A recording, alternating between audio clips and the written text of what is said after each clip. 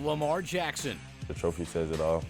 His film says it all. When the ball's in his hands, defenses know trouble is coming. Just when you think you've called the right blitz or got him, he's going to escape, and sometimes escape and go all the way for a touchdown. And that is the dilemma for Jeff Brom and the Purdue Boilermakers. Off to the races, touchdown! Because when it comes to defending Jackson, knowing the spectacular is coming is one thing. Stopping it is a whole different story. So how do you stop him? Well, I've tried to get 12 to 13, 14 guys on the field without getting caught, but that doesn't work, obviously. Boilermakers defensive coordinator Nick Holt is joking, of course, but he is dead serious about trying to slow down Louisville's top offensive player. We can't give up the big play. We got to keep everything inside and in front of us. Your front seven is considered to be the strength of the defense. A lot of people would say the offensive line of Louisville is considered one of their weaknesses. How much is that going to play a factor in this game? Well, our front seven has to play really, really well. They have to the whole year, starting with the first game. The main thing is keep him in the pocket, make sure he doesn't scramble out and get that edge, because everybody knows how fast he is. In other words, they want Jackson to beat them with his arm and not his legs.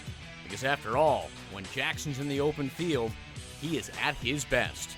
He makes great plays. I mean, it's exciting to see him do the thing he does on the field. I mean, but hopefully when we play him, he doesn't do all those things.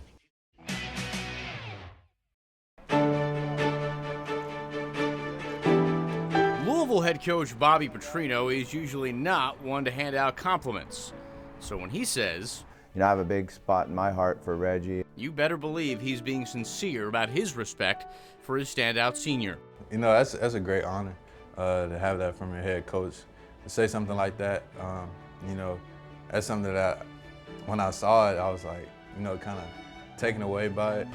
Perhaps Bonifant shouldn't be surprised. After all, anytime he's been asked to fill a role for the Cardinals, he's done so without complaint. Freshman year played quarterback. Sophomore year played running back, quarterback, receiver. Junior year played receiver. Senior year, topping it off running back. Making the switch in positions is always a challenge, but they're almost trivial to the one he faced as a freshman when he suddenly lost his father. Luckily, he was able to see one of my first games that I actually got to play when I was a freshman against Murray State. So that's another memory that I can always cherish, to know that he saw me get to this point. The plan for Bonifant was to take some time to recover from his dad's death.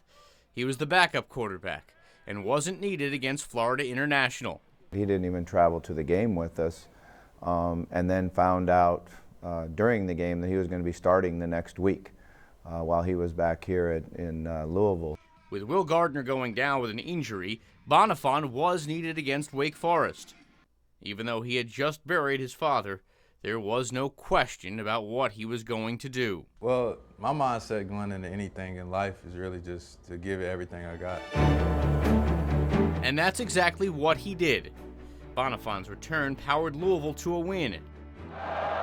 It was one of many highlights for him that season that also included a road victory over Notre Dame. But by the end of the season, it was clear the team was going in a new direction at quarterback. Suddenly, the Louisville native and lifelong Cards fan was asking if it were time to leave school to start fresh. I kind of sat back and really thought about it. I thought about my life and the things that I've done, changing positions and stuff, and prayed about it with my family.